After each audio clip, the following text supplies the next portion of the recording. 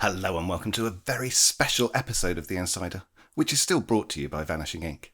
It's an episode all about a wonderful new book, David Copperfield's History of Magic, written by the man himself, David Copperfield, with a little help from Professor Richard Wiseman and David Britland. And joining me today, I am lucky enough to have Richard Wiseman and David Copperfield. Good evening, gentlemen. How are you both? Good evening. Good evening. I mean, I'm enjoying the way David's moving the book in view there. It's very nice. And my goodness, hold on a second. We should make this a trio of books. There we go. There we are. With History of Magic. We're here, obviously, to discuss the new book, which is really like getting, well, it felt to me anyway, like getting a private tour of your museum, David. Each chapter's dedicated to a different piece in the collection and the story behind the performer who made it famous. It's an incredible glimpse for those of us who have not been lucky enough to visit it in person. What inspired your work on the project, David? You know, we've been working on this museum for 2 decades, maybe going on more. It's this amazing place. And all these stories, which became very relevant to me because in the beginning, you know, I wasn't a magic historian at all. I was always talking about, you know, working on new illusions and new inventions, design. I knew enough about history, but not really a historian per se. And then I acquired the Mulholland Library, and it like went, oh, these are people just like me. These are real interesting stories that are really meaningful, and I can really relate to them. Oh, okay, I get it now. You know, this Bob Albo, collector of amazing apparatus, had a collection, and I bought that. And I said, okay, yeah, there's some certain things in there that I could learn a method I wouldn't have known about. You know, a little piece of technique, and I didn't really get it. And then one day I was, you know, sitting around and said, a magic shop. I couldn't do a magic shop and make a back room of a magic, and then the Albo collection made sense. So for me, context is very, very important. In my magic stuff, the magicians watching this, they know it's all about story and emotion and so on. But even the collecting stuff, it wasn't about having the rarest book or whatever. It was the stories of what made those things happen. So that's why, you know, I had Leslie Cole's collection. You know, you're English. You're too young to have known it. Thank you. Right? Yes.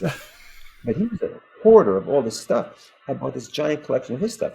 It stayed in boxes for 20 years. I had no idea what to do with it. And finally, you know, put it together with the Mulholland Library. And now everything makes sense. Suddenly, after decades, suddenly makes sense. The apparatus makes sense because it's in a magic store by manufacturer. All of the other people that we talk about in the book are all stories of these amazing individuals, famous and infamous, crazy people who moved the art forward in their own way. Wiseman over there, you know, your person with a similar accent, not the same accent, similarities. I'm not sure what it is. But he was walking through here and he said, you know something, this is a book. You should do a book of this. And yeah, we've thought about books before, so I didn't know how to do it. But Wiseman said, you do it. And I said, well, okay, I can do that. And so we worked together, and he's a brilliant writer, you know, brilliant. You should be very proud of. He's your countryman. He's done a really good job. The quirkology stuff, amazing. If you haven't seen it, check it. Amazing writer, a good guy. Britland is a great guy, great thinker. And so it's because of it's his fault. Oh, it's all Richard's fault. I see. I'm so sorry. It's entirely my fault. Yes. Go and sit on the naughty step, Professor Wiseman. In the first chapter about Discovery of Witchcraft, you say that the contents of Discovery were later repurposed in The Art of Juggling a Legerdemain in 1612 and Hocus Pocus Jr. in 1634. Now, there are also many tales in the book of Dakota's illusions being ripped off, people stealing Maskelyne's work, and you've obviously had many of your own ideas borrowed by people, probably most prolifically the banana. It doesn't work in English. Banana bandana. Well, that's not Piracy. That one's not that's in a whole Cub Scout book when I was a kid. And you know, no, that I did my contribution to that was 2 things. I made about Mr. Fred Rogers. England, do you know Fred Rogers in England at all? We don't, but I know.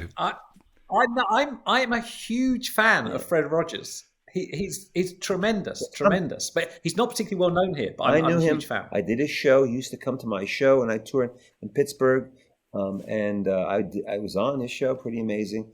And Tom Hanks for all the people around the world, watch the Tom Hanks movie. It's pretty good. The documentary and the Tom Hanks movie, pretty good. But no, that illusion is one that I added him to it, and I added a purse. The purse was my thing to have a vanish, not in another object. But anyway,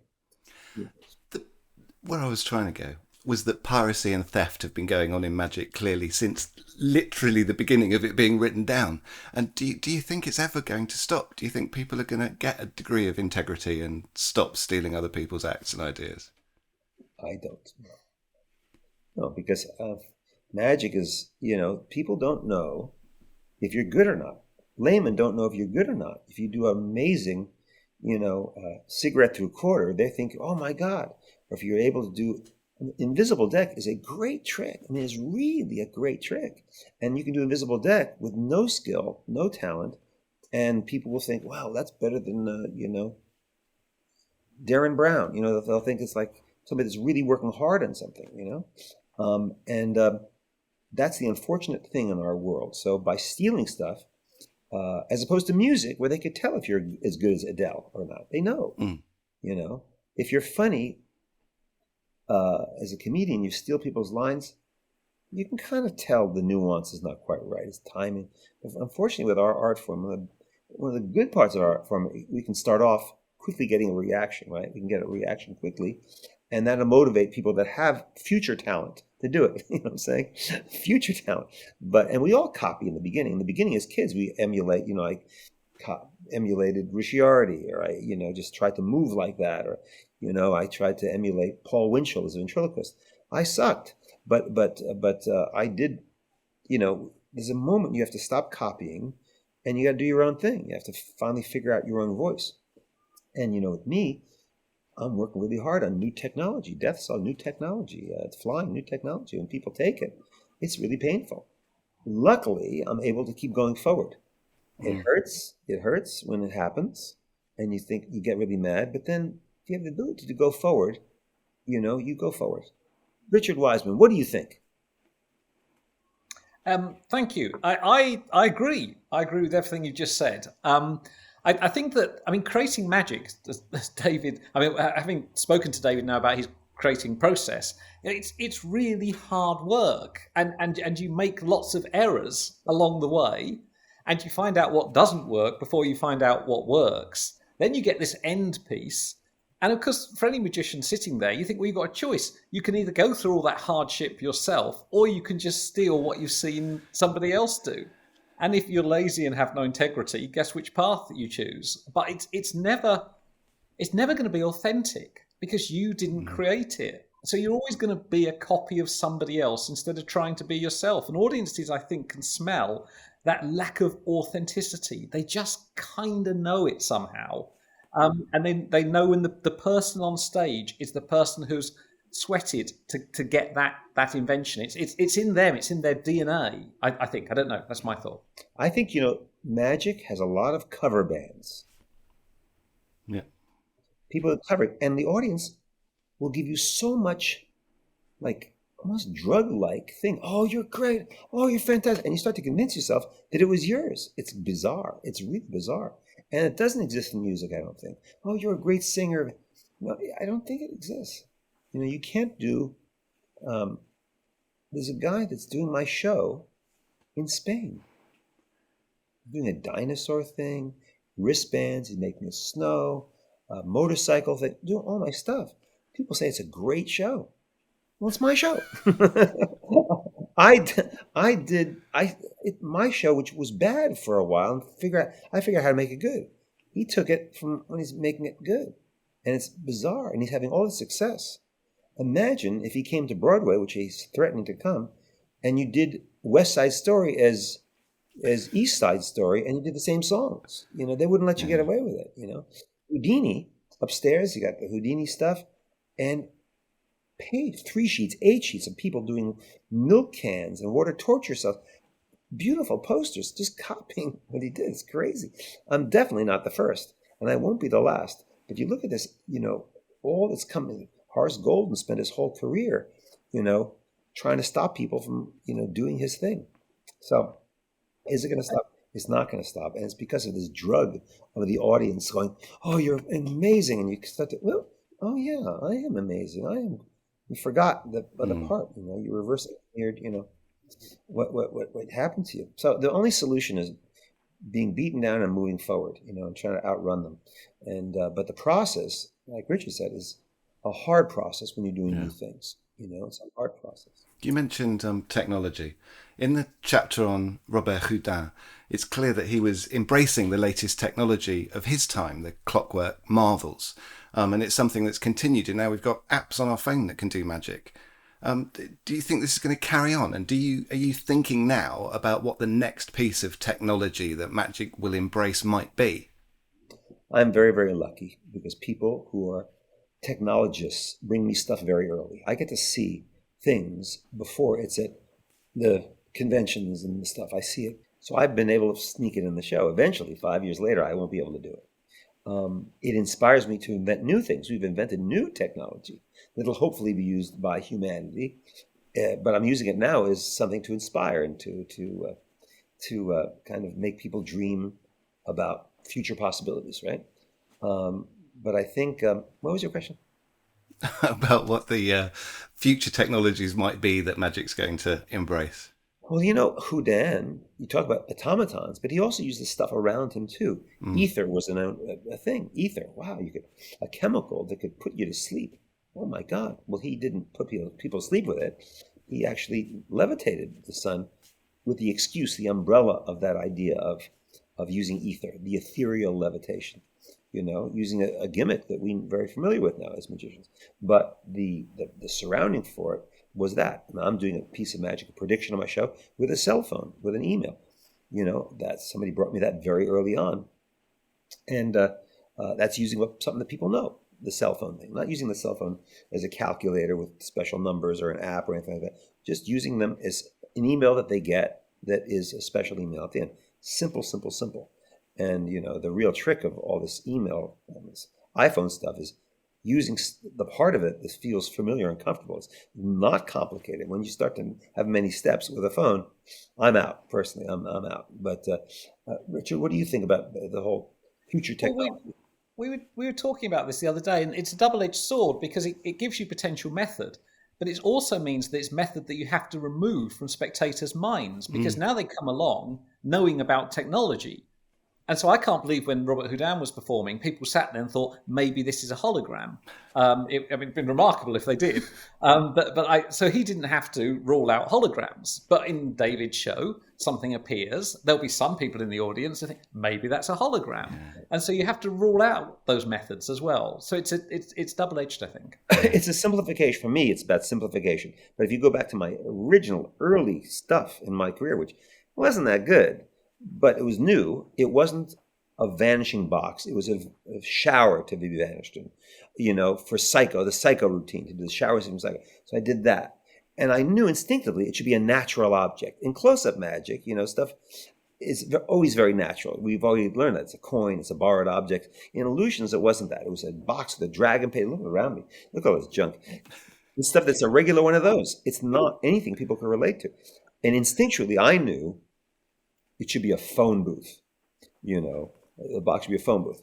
Wasn't that great? I had it attached to the ground. Could have been a trap door. So I learned from it. But at least I knew that idea that the girl should be floating in front of a billboard, to have a background that could help her levitate, It was like, I knew that was the right way to go, and I fought for it. It had to be something that was based in reality, not unlike close-up magic, is something that you could kind of like get behind and have the audience relax. So the bottom line is with technology, when you start putting the technology, if you have a bunch of laser machines around it, then they're going to think immediately it's a hologram. You got to really simplify it. So it's disguised. And the hologram, they're calling holograms today is Pepper's Ghost, which has nothing to do with a hologram at all. Yeah. That's what they're calling a hologram.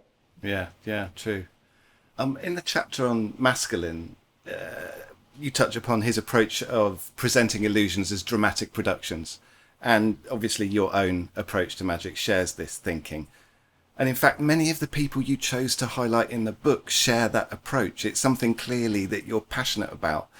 You realised the importance of storytelling, I believe, quite early on in your career. How did you make that realisation that that was the way to touch people's hearts?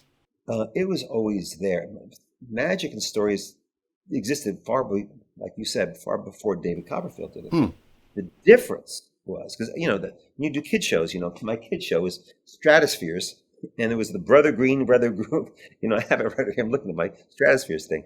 It was always about telling a little bit of a story.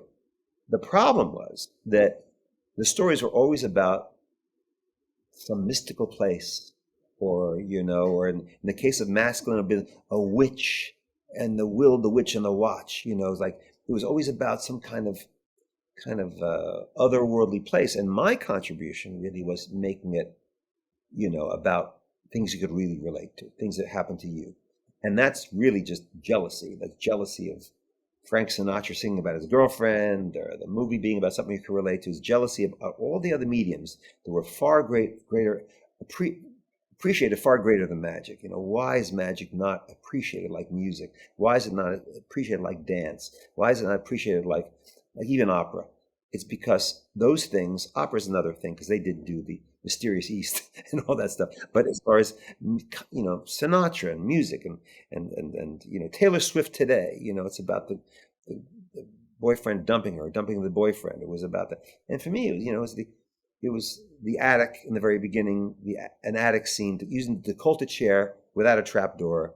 How are you going to do that? You're going to put the chair on a table. It's going to be an attic. Okay, good. And then it's going to be, all right, it's about my girlfriend, not having her anymore. And she's a ghostly image. And she comes back, she's not there. The memory of the thing with a song we could all do. But at the time I was doing this, people would argue with me. Some of the people in this museum, with, Marvin Roy, I love Marvin Roy, Shimada, I love these guys. They said, no, have music with lyrics. Ridiculous. You can't have music with lyrics. They're going to listen to the lyrics and not going to watch your thing. I said, okay, I respect you, but I'm going to do it anyway. And, and now everybody's doing that, right? But I got totally pushed back on all that stuff from the very people I admired, did really great job. But it's, realizing there are no rules to stuff. There are no rules. You have to really dare to be bad. And I dared to be bad a lot, and I failed a lot, as you've seen. But I also think, one of the themes that's in the book is the relationship between magic and film. Mm-hmm. And the fact that, film, obviously, they're driven by narrative. But I think, David, with your shows and with your specials, that they're created in the same way as you'd create a piece of film. There are images, there are stills there which are kind of seared into your imagination. And the same with the live show. There are moments when it just looks so filmic and so visual. So I think some of the time it's borrowing that language of film and placing it on stage, and the narrative coming naturally over with that as well. And it's what we love. We love, what moves us. What moves us? What moves us is, intimacy and spectacle, and stuff in between. The power of close-up magic is very powerful, right? It's about the interaction, what David Blaine did, amazing. And Spike Lee, he said that Spike Lee told him to put the cameras on the people. Well, I never did that. I'm working so hard. I want the cameras on me. I'm not going to show the people. But they were right. Spike Lee, David Blaine, all this stuff. The power of that's about relationships. Also important, right? Very important. I did that. I did relationships. But I was always cameras like, So I think that's important. And so the intimacy and scale, and the stuff in between, the parlor stuff in between, all important as long as it has a meaning and a kind of a purpose behind it. Yeah. And also sorry, David, the relationship there isn't combative. It's you're creating this, I think, always for the audience, not saying to them, here's a puzzle that I know the answer to and you can't solve. Do that, Wiseman. And I think a lot of you do that, Wiseman. Yeah. I do. Yes, that's right. There's a reason I'm not doing 600 shows a year. You do it, but what you do is you do it, but then you take a moment, and if you have a scientific kind of thing that they can learn from, you share it with them. So there is a welcome thing. So I'm joking with you, but there is here's I can expand your mind a little bit because of the optics, or perspective, or the psychology of it also. I'm joking when I say that, but yes, good. Keep talking. But I do think it's important because most magicians fall into that trap of being combative. And then they wonder why people don't like them. And so I think what's interesting about David's work is that notion of being created for the audience. It's the difference between performing and showing off. Showing off is about you. Performing is for the audience. And that's, the problem with magic is that you're very there's a religion starting aspect of it. When you do things that you watch their reactions, it's really intoxifying. It's really the fact that you create this disarming thing. Smart people, really smart people, they go like that, and people that sat next to you in class and you were stealing off their answers because they were way smarter than you, and you make them go, oh my God, you're amazing. So it's and it wasn't even your own invention. You bought it from Vanishing Ink or whatever like that, which is fine. But, you have to just not fall into the trap of the kind of the Jafar, powerful thing that's, accepting that you really develop this thing, or you have this real special power. Audience reactions is very, very compelling. For me, you're right. I try to show my flaws. I show my flaws a lot on stage. Special, if I trip, that trip stays in. I want them to know that I'm just like them. I've got a bunch of cool stuff. I'm just like them, and I suffer like them, and I think that's far stronger. The magic is far stronger if you show your flaws. What's an example of a discovery you made in the collection that you think might surprise magicians? Richard? Well, in terms of what's in the book, yeah. Let's talk about the book perhaps very briefly before I answer that question. It's for the public as well as magicians. It is designed to elevate the art of magic in the eyes of the public. And so it's coming backstage through David's astonishing museum. And each time we come across somebody or an exhibit, it's a door into the secret world of magic, which we love. And that is what the book is about. And I think that's what separates it from other books about the history of magic. So in terms of, I think, what will surprise magicians is that each time our problem as authors to solve was how you keep an audience on board when it's not just straight biography. You always got to find a reason to tell each one of those stories. And so Mellini becomes about the illusion of spontaneity. Any of them. As you say, Masculine becomes about the power of narrative. Pollock becomes about the strive for being a perfectionist in magic. David's chapter about standing on the shoulders of giants. And I think if anything surprises magicians, it should be that of trying to find meaning in these stories and meaning in history. And meaning is very important. That's important in my whole existence, whether it's my magic in the show or a resort that I have. What's the core thing? What's the core purpose? Why is it worth doing? And people need to ask that question. And the people that succeed do. Apple stuff, they know. They understand the feel of the box is important. What's the driving force of it? A great automobile understands. They get it. I do my best to get it. This works sometimes, mostly, thank God. But, you talk about individual good story in the book. I loved Channing Pollock as a kid. It's 12 minutes of perfect stuff. Amazing, Didn't really invent anything, except one thing, which I think he did invent, which is really, really amazing. In working on this, go through all the old videos that you haven't had time to see. And there's a video of Channing with people all around him doing his act. And he does his birdcage. And I never really paid attention. You think, it's a birdcage. And as a magician, you watch a birdcage, and you just kind of, okay, that's good. But I really watched it. And I never noticed really before the fact that he picks up the cage and pushes the sides of the cage in and lifts it up like that, like you would a cage. Me, when I did the Vanishing radio, you pick it up, the two little, it's magicians only, right? Yes. The two little sticks at the top, you spread it at the top like that, like you'd never do. But that's the way I did it. Like everybody did it. They pick up the sticks with the thing to have the form of the thing. This wasn't Channing's thing. He would push the sides of the cage in like that, through the cloth, and lift it up. And and would walk forward and he'd vanish it. And he'd run the cloth through his hands. It was great. And I said, I want to do another piece of magic. I'll vanish anything. I want to vanish it like that. Can't do a birdcage, obviously. Vanish that. And I called James Demere and various people that really knew Channing, maybe has spent more time with Channing than me. I knew him very, very well, but these guys really were with him all the time, dinners all the time. Was kind of in his cult of Channing in a positive way. And I said, I think it works this way. I think it works this way, the idea of picking up the cage from the sides. And they said, yeah, you're right. And I'm walking through the museum in the middle of the night. We tell this in the book. And there's a beautiful case with all of Channing's stuff and all set up, ready to go. And the cage is set up in there. And the cloth is folded on the top.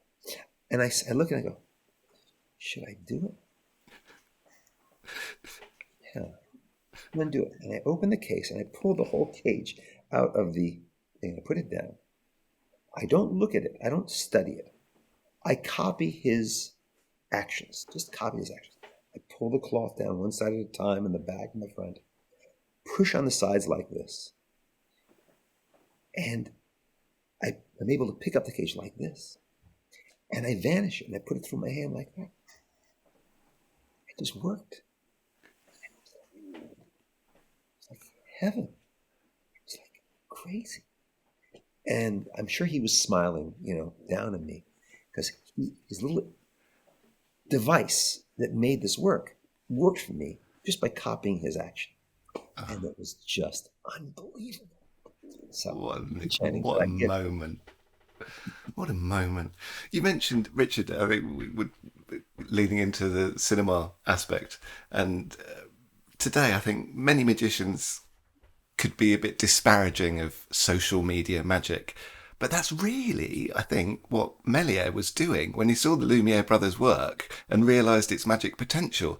Do you think, either of you, that that's something that annoyed magicians at the time, the way that social media magic annoys people today? I can imagine them saying, no, it's just magic for the screen. Or were they all just astounded by it? Richard, you go first, and I've got something to say when you're done. Go. Well, my straight answer is I don't know whether they're annoyed by his films. My guess is that this was seen as innovative. And, of course, lots of his effects are magic effects that he's using a technology or film special effects to recreate. I did find some stuff later, not to answer your question, but later on, some magicians had their acts filmed. And then, of course, they were going around showing those films rather than booking the act. Right. And there's at least a couple of instances where magicians were playing opposite a cinema that was showing their act.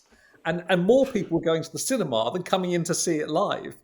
That must have annoyed them. There's two tricks. They get to see a movie and they see the trick. That's right. Forget the trick. Let's see the movie in the trick. So it was So all these things came out researching the book. Just before we move on, sorry, you were talking about stories there, David. Can we just talk about the Arthur Lloyd story, because I love it so much. Magicians don't know it, and can I cut you off? Yeah, I want to talk about the whole medium of. We've got Arthur Lloyd coming up in a moment. Okay. You talk about people being upset about the kind of the social media magic aspect of it, the Zoom show. And I can tell you this. Don Wayne and I did a whole bunch of Kodak commercials.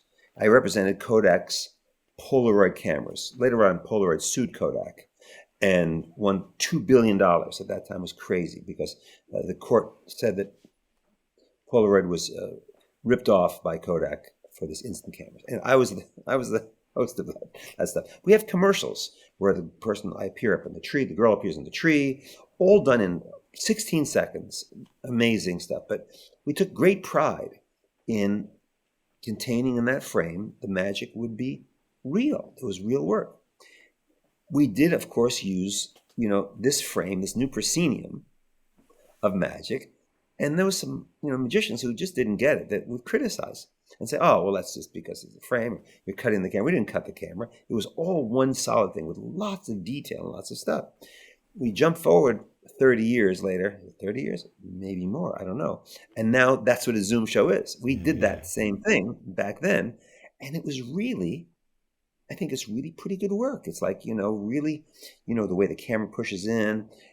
Those Kodak commercials, if you see some really good ones, they're all an amalgam of very clever ways of using the new proscenium, which is this zoom shot, in that way. So what is thought to be maybe cheating back then with Méliès, of stopping the camera and doing this, is now bewitched, TV show, or, now digitally, literally the sky's the limit. So how do we, compete with that, which I love competing with that. I work very hard.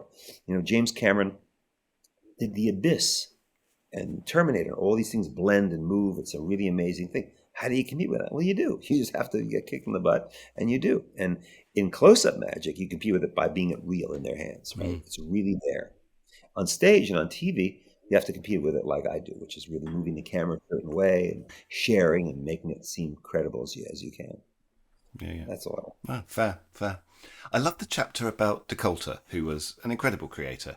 Now, you've got the Dakota Expanding Dye, which is locked in a wooden box. But you can't open it for fear of damaging the delicate mechanism inside. Damaging us. Damaging art. Damaging your delicate mechanisms. That's right. So it's a bit like kind of Schrodinger's cat, isn't it? That it's both in there and not in there, because if you open it, it might break.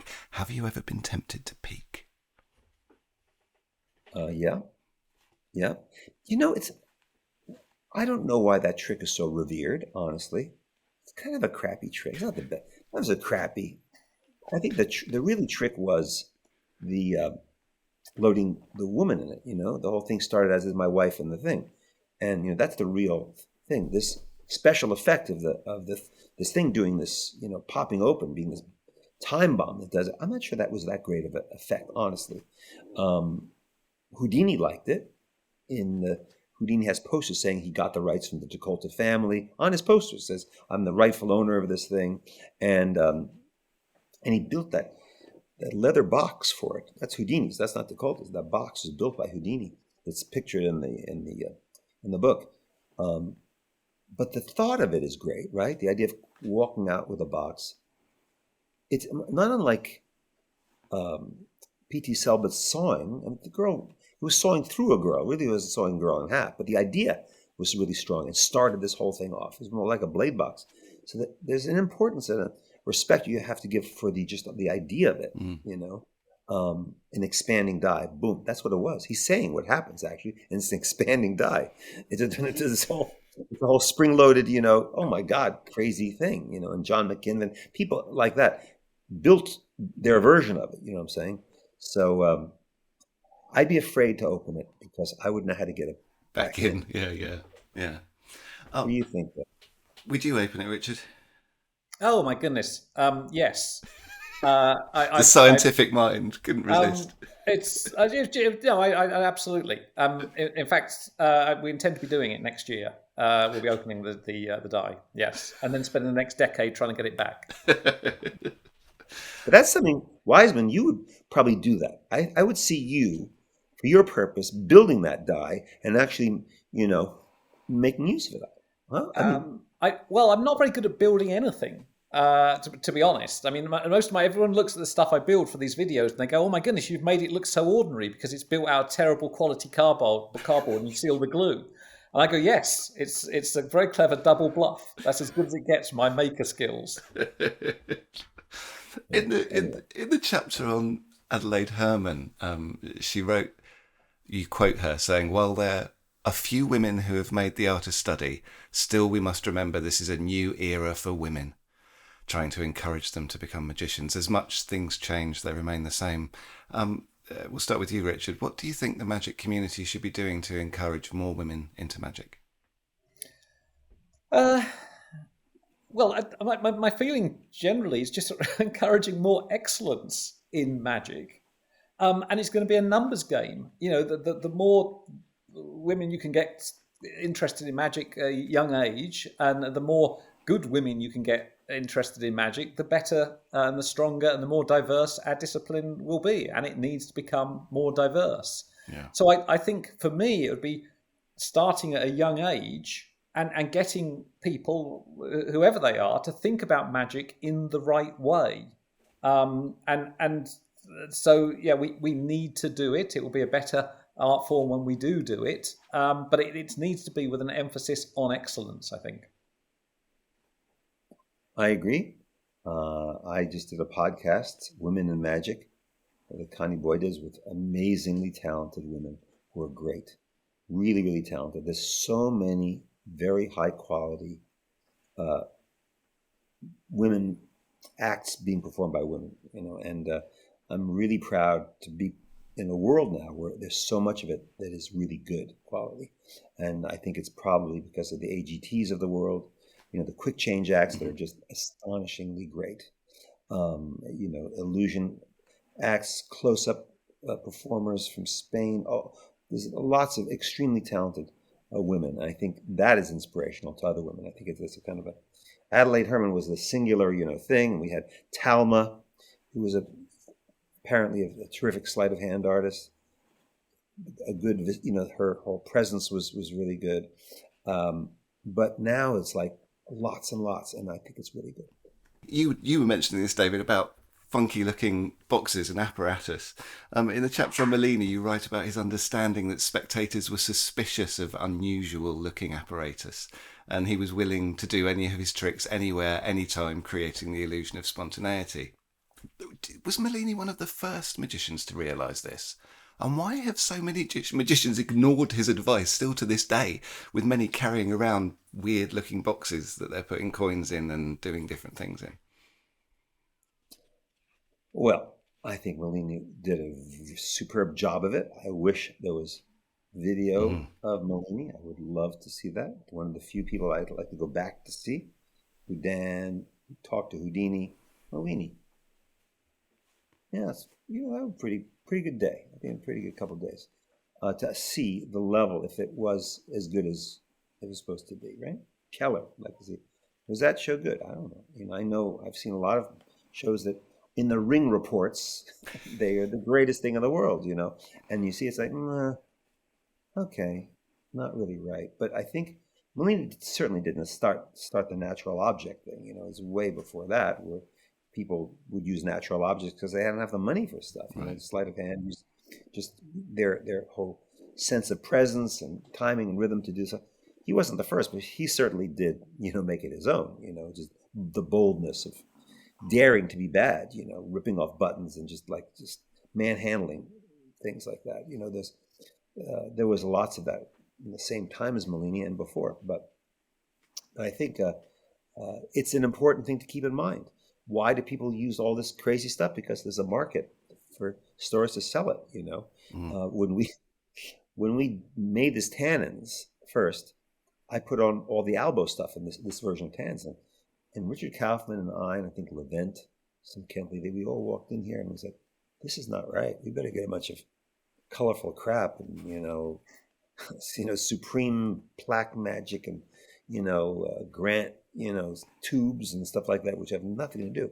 It was an easy way in. I remember, I'm guilty. I walk into Tannins, watching the Ed Sullivan Show, walk and see Nixon Dove Vanish.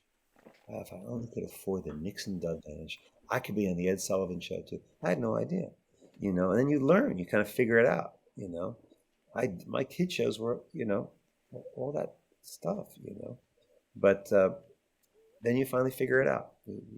It's the curve that you have to go through, transition you make. Yeah. I think what Mellini did do and pioneered was this notion of preparation in order to give the illusion of spontaneity. So going to someone's home, hiding a playing card behind a picture on the wall, and coming back a year later, and then finishing off the effect. I think that was new to him, and there's a reason why not many magicians do that. I mean, partly because you normally don't get invited back to people's homes a second time, but also, it's a lot of work, and I think most magicians actually a bit on the lazy end of the spectrum. Yeah, which it's not unlike dance, and Fred Astaire, Gene Kelly dance looks effortless and free, but all the work and the bloody toes behind it. Magic's the same thing. But speaking of apparatus magic, yes, I want to show you why it's bad. Richard, pull out your Britannia, please. Oh, my goodness. It's over the other side of the room and loaded. Hold on a second. Thank you, David. Hold on a minute. This is the most deceptive It's Britannia. Here we are. Deceptive. Yes. We should say there's a little bit of a history here. David and I had to do a television thing the other day, and so I decided to perform this for David. And it's David has quite a large collection of magic, and this is the only item I've got. And I actually got it the wrong way round as well.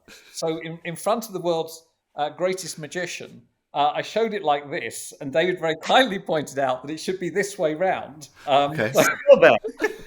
It was both ways suck. Yes, I know. Well, with this version, it's not that much deceptive either way, actually. But anyway, here we go. Look at this. There we are. It's a bit battered now. It's a perfectly empty tube. Perfectly empty. Yeah, nothing suspicious here. No. Right? Prepare yourself. Brace yourself. I'm ready. Well, hey! It's a Christmas miracle. It's amazing.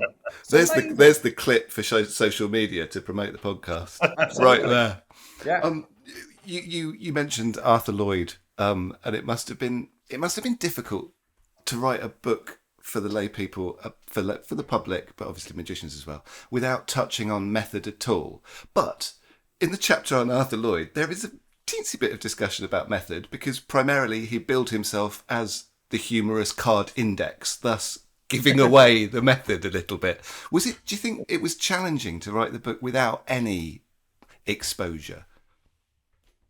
No.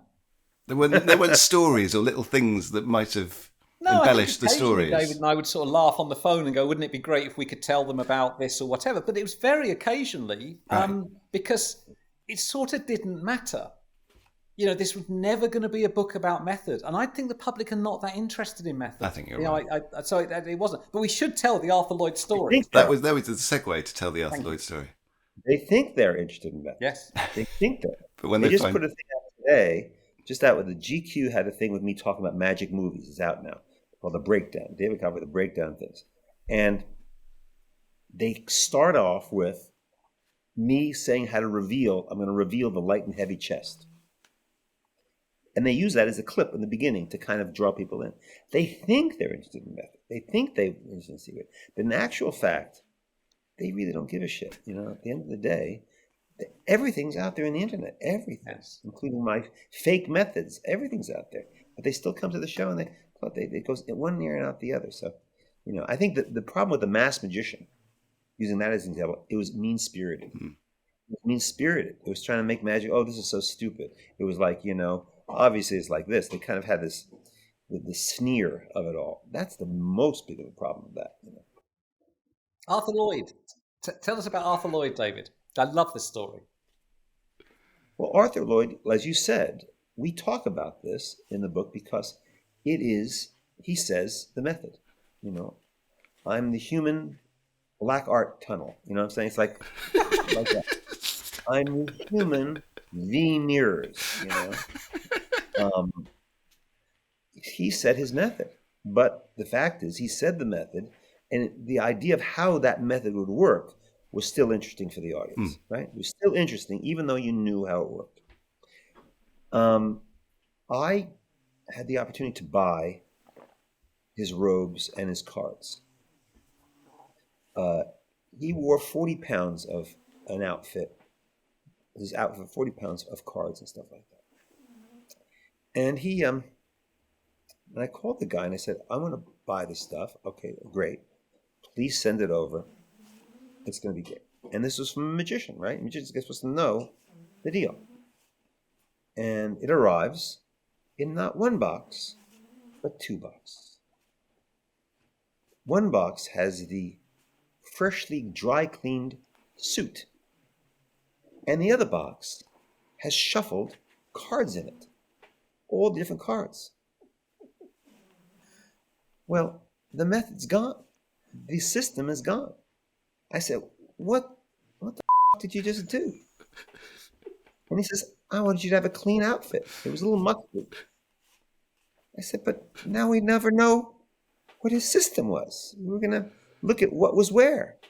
Oh, okay. We will never know. We will never know. Arthur Lloyd is up in heaven, or wherever he is, smiling. Copperfield will never know what I did. Like Del O'Dell adapted her magic in her act to an ever-changing world, much as you've done. Do you think that adaptation is still important in modern magic as it was in Del O'Dell's time? It's important in everything. In everything. Yeah. I mean, that's what, unfortunately, magicians don't. Well, for many, now they are. I think magicians are smarter now. They're really kind of adapting to the lot that we're given, COVID lot. We're adapting to it and doing really creative things. Well, for, many decades that I was around, they didn't adapt to it. It stayed, it's a copy of that 10-minute act that would do. Yeah. The survival, I don't know how they survived, but, in every art form you go forward, every art form, you have to embrace, hip hop. You have to embrace it. That's it. There it is. Embrace it. Figure it out. Is it Broadway? Is it Lerner and Lowe? It's different, And I spent 20 years ago. I went, let me figure it out. What is it? Why is it good? And I figured out why it was good. Why? I had to see why movies changed. Movies were MGM musicals, and they became very raw and very, very gritty, and people couldn't adapt. But those that did succeeded for that period of time. And then it became romantic comedies, and then it became this. And we keep adapting. Now, look at the world we're in now. We're in the Squid Game. We're in Ted Lasso. We're in the Queen's Gambit. We're in all this stuff. And why does it work? Why do each of them work? Well, let you figure it out. Most of it has to do with you care about the people. Most of it's that constant stays there. Which adaptable magic is, you got to care about the people. You got to care about the performer and the relationships. That's not going to change. So all the stuff around it is going to keep modifying it and changing. And I think magic is changing. It is. It's happening. We're not stagnating right now. We're not. We're actually learning something. It's the same as my presentation of this, because traditionally this is a terrible trick. I've adapted it, so this is a really terrible trick. And that takes a very special skill, Wiseman. It's not easy. It's harder than you think. That's why you're a professor. In the chapter on the buzzsaw illusion, you talk about how you attempt to maximise the impact of every part of your performance. Could you give our listeners some thoughts on how they can impact every part of their performance? What does that process look like? You don't accept things as they are. You don't. You have to look what's happened before you. In the case of Sawing in Halves, the Magic Circle did an amazing 6-hour broadcast about the Sawing in Halves, and the transformation of that effect. I look at every single thing. When I have a new technique or technology, I don't just leave it there. For me, I had a great new way of sawing somebody in half, a great new way. And it was too good to saw a woman in half or a person in half. It had to be me, instead. I knew that if I did it, I couldn't do it as an illusion. I'd have to do it so that people can relate to it. Nobody's going to relate to a sawing in half. They're going to relate. They can maybe picture somebody in there being sawed in half. That's pretty good. But to really relate to it, it had to be a challenge and not a sawing in half. It had to be an escape. People could relate to it. There being stakes, my stakes, to getting out of the perils of Pauline kind of thing. So I did it as an escape. So this was a surprise. And then, the pieces are all in the open, Death Saw. I'm talking about Death Saw. And it's still pretty good, and turning back time to put it back together says, how do you beat the hell out of it to make sure that everything you thought of? When I did the Barclay House illusion, it's a spirit cabinet. Basically, it's a spirit cabinet. We had so many things we rejected. There was a beautiful, in that sequence, a beautiful Tiffany lamp that levitated in it. Never. I did it in maybe 4 shows. It was great. It was beautiful. It had beautiful movement and all that. Just didn't fit into it. I had the ghosts. Remember the ghosts flying around the audience and stuff like that? We built those windows that are on top of roofs. Those rooftop windows. And we had it all rigged so we fly into those windows to be kind of like the corked bottle kind of thing in a dancing handkerchief. We had that. We worked on that, months and months. Out after spending thousands of dollars. All these things which are pretty good, but they just didn't fit into it. It's not unlike a movie where you just explore every single thing. It's daring to be bad. And those are all examples of stuff that, we tried and failed. This alien thing that's in my show now, failure. Okay. And then finally they kind of like it, and then finally it worked. So, to me, the lesson is it's never good enough, and it's always a work in progress. The whole thing is a work in progress. I keep changing things in my current show now all the time. So. But just before we wrap, we should say this, it's about 300 glossy pages, and Homer has done a fantastic job. The photography is amazing. We haven't mentioned that. I mean, it's like a personal tour through an incredible museum, and Homer's captured that visual element right the way through the book. So we should, I think, just should give a shout out to Homer's amazing work in there. Yes, he did a great job. You did a great job. We all did a great job. Apart from Britland, amazing book. It's got to be in every Magic library. Has to be. And when's it out, David? And when's it out? You can pre-order it right now. There you go. Professor Richard Wiseman, David Copperfield, thank you so much for giving me your time this evening. I really appreciate it, and I look forward to everybody having David Copperfield's History of Magic in their hands. Pleasure. Thank you very much.